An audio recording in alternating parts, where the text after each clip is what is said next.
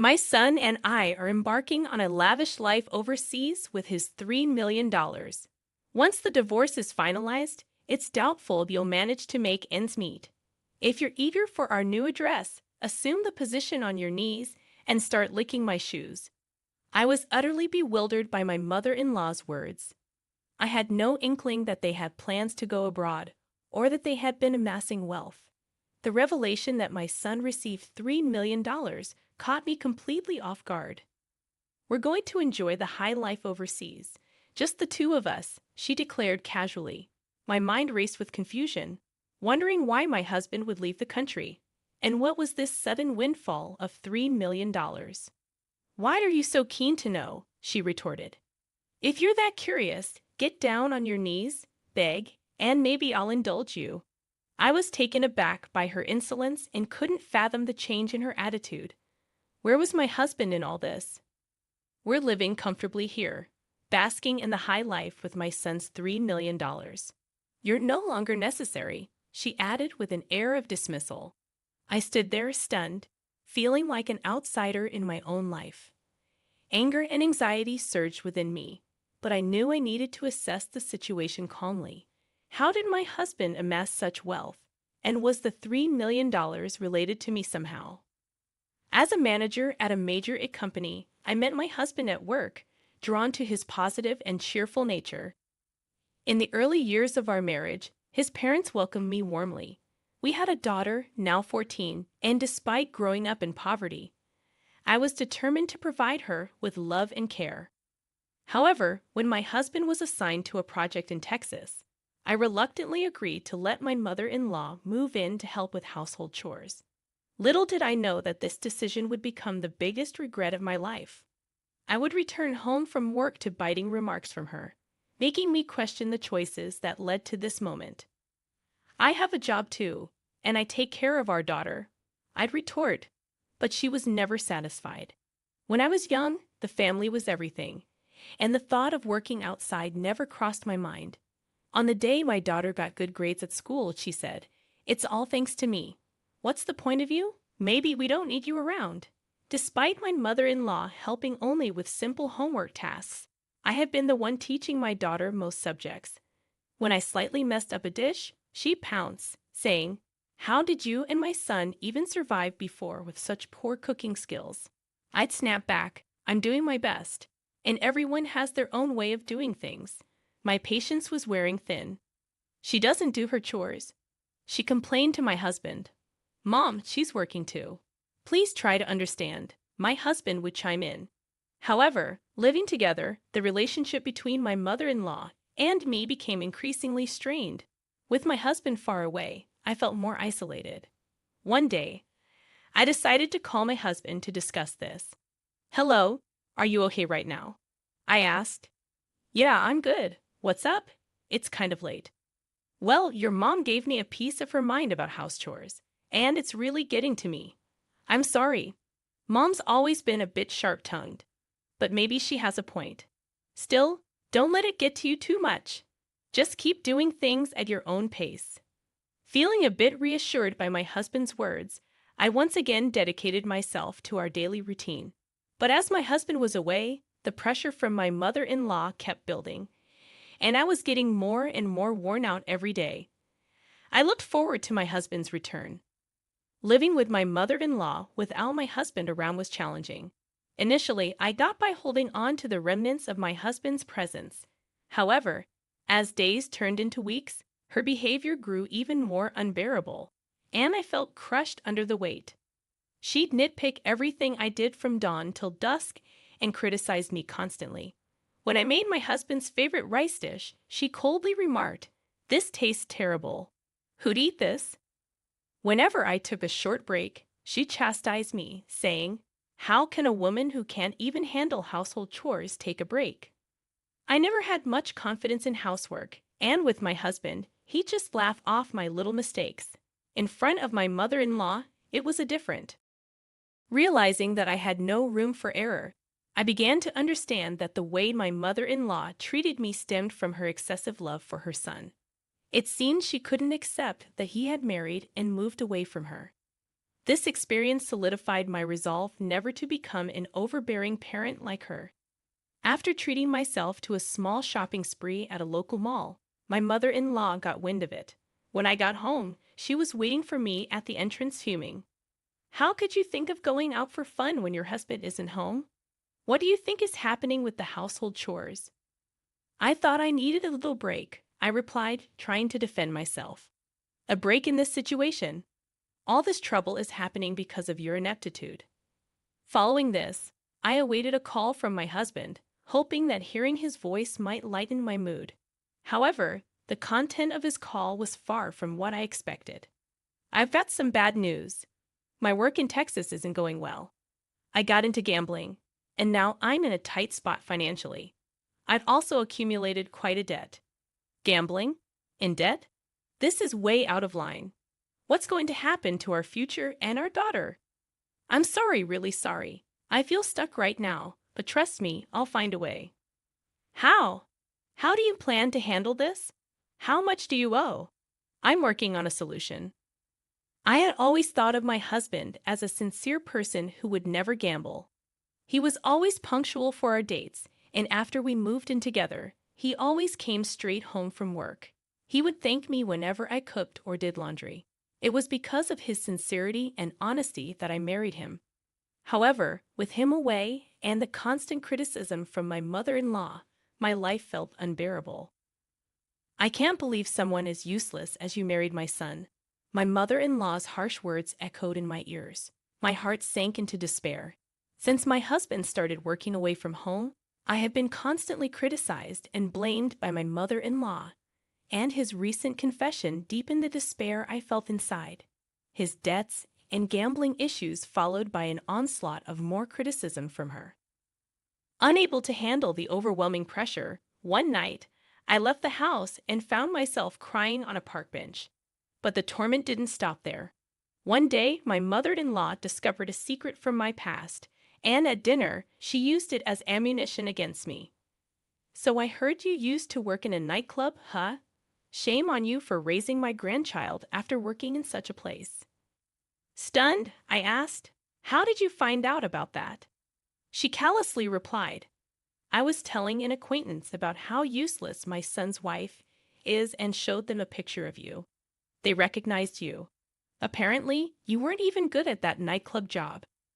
In my past, frustrated with a mother who never worked and always partied, I left my family home. Struggling for money, I found work at a nightclub, a time from before I married my husband. It was a secret I believed even he didn't know. I was at a loss for words.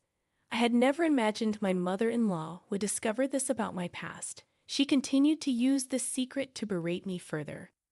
"I can't believe someone like you is the mother of my grandchild. I'll tell my son and have you kicked out." The depth of my despair grew even deeper. My married life with my husband, all the efforts I had made, and the future I had envisioned felt as if everything was taken away with her words. Communication from my husband dwindled, and I fear he had started to doubt and suspect me.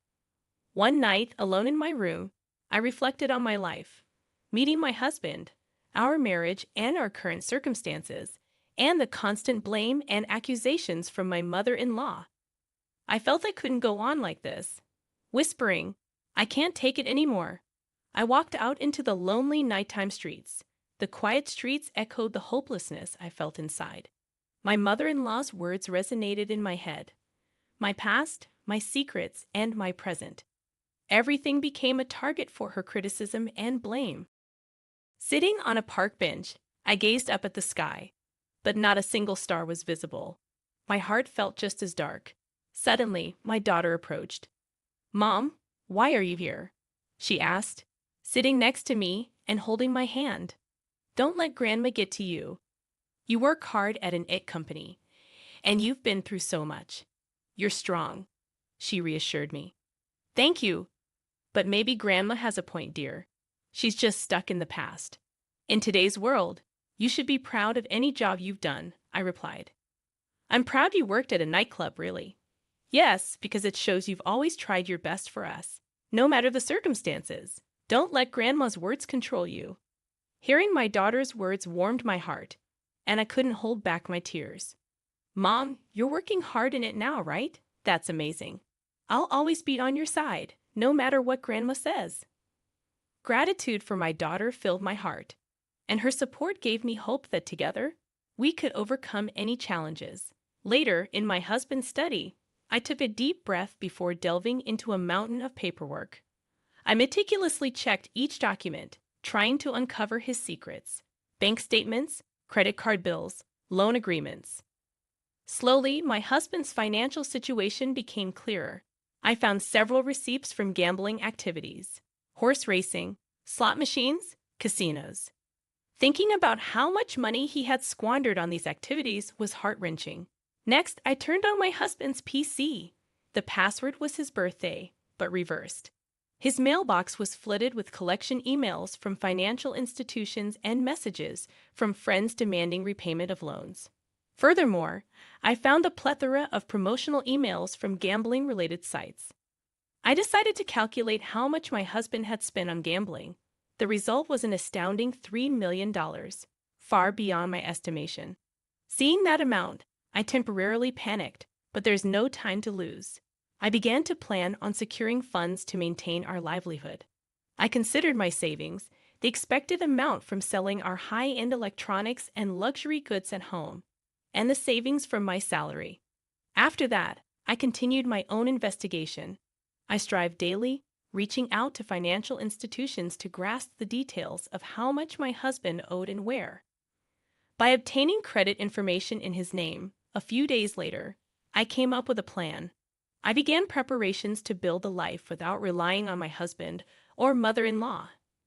I'd also figured out a strategy to repay my husband's debts. Capitalizing on my experience in the IT industry, I decided to join freelance projects. For several days, I created a portfolio and registered on a website introducing freelance jobs. Then, a few days later, I received my first request from a client. This will help a bit with our living expenses, I thought. In between daily work, I reviewed our household finances. I canceled unnecessary subscription services, cut down on wasteful spending, and researched recipes for savings. I successfully reduced our daily food expenses as much as possible. Moreover, based on information from local mom friends, I tried participating in a community yard sale. I managed to sell some brand items and unnecessary electronics we had, earning a decent amount. A few weeks later, my activities as a freelancer were going smoothly, and I felt that my income was becoming stable.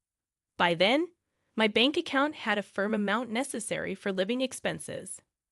When I came home, all of my mother-in-law's belongings were gone.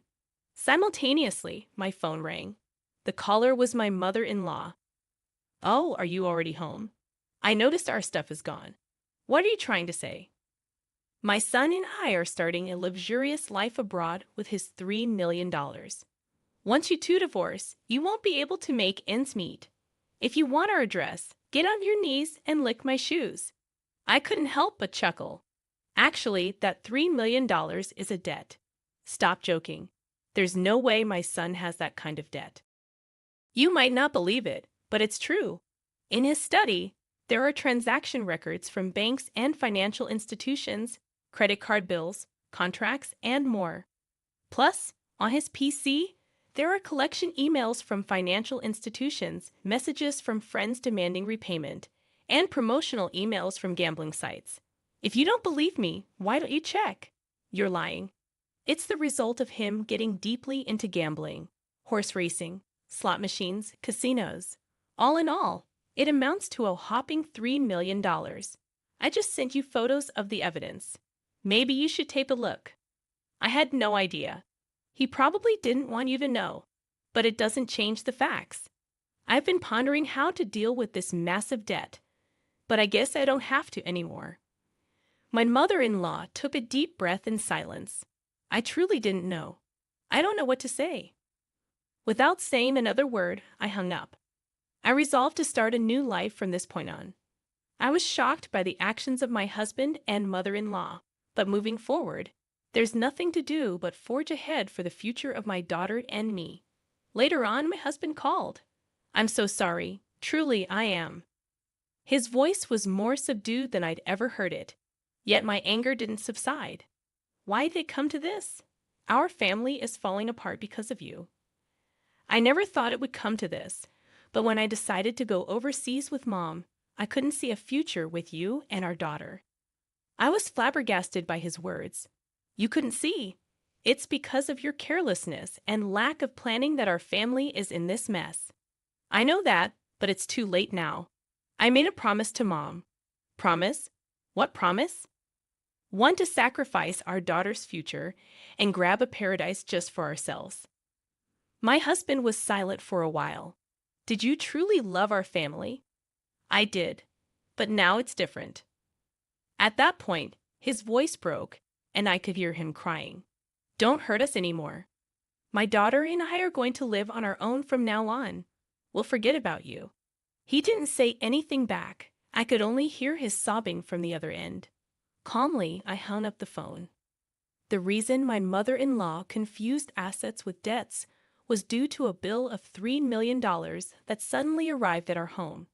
She mistook the $3 million bill for a lottery-winning notice. She began planning her dream relocation overseas and approached my husband about it, unaware of his mother's misunderstanding and thinking starting a new life overseas would allow him to escape the debt problem. He accepted her proposal, mistaking a bill for a lottery notice. After that, I kept my anger towards my husband and began looking for a lawyer. I was set on preparing for a divorce, claiming compensation for emotional distress and child support. Now, a new life was about to start, a life for me and my daughter independent from my husband and mother-in-law. I consulted with a lawyer about the divorce, emotional distress compensation, and child support claims. During this period, my daughter and I spent a lot of quality time together, and she became my strongest supporter. She fully understood my decision and chose to stay with me. Hearing her words made all the hardships, disputes with my husband and mother-in-law worth it, and I couldn't help but shed tears. Meanwhile, my mother-in-law and husband were struggling with their life overseas. Despite starting a new life there, they apparently faced continuous problems due to a lack of preparation and financial issues. Furthermore, after being pickpocketed and losing their funds, they face even more difficulties due to the language barrier. In the end, they were deported for overstaying their visas. Later, I negotiated with my husband through the lawyer.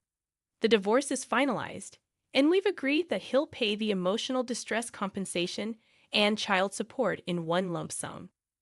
Thank you. Now I can finally start a new life. But all at once? Wouldn't it be better in installments? The husband took on even more debt, seemingly borrowing money from some shady loan shark. I don't know what happened to him after that, and honestly, I don't care. After being evicted from her rental property and getting pickpocketed, losing all her savings, my mother-in-law ended up homeless. Upon her return to the U.S., my daughter and I started our new life. Sure, it wasn't always easy, but freed from my husband and mother-in-law, we could look to the future positively. I want to live happily, collaborating with my daughter, who saved me from the depths of despair.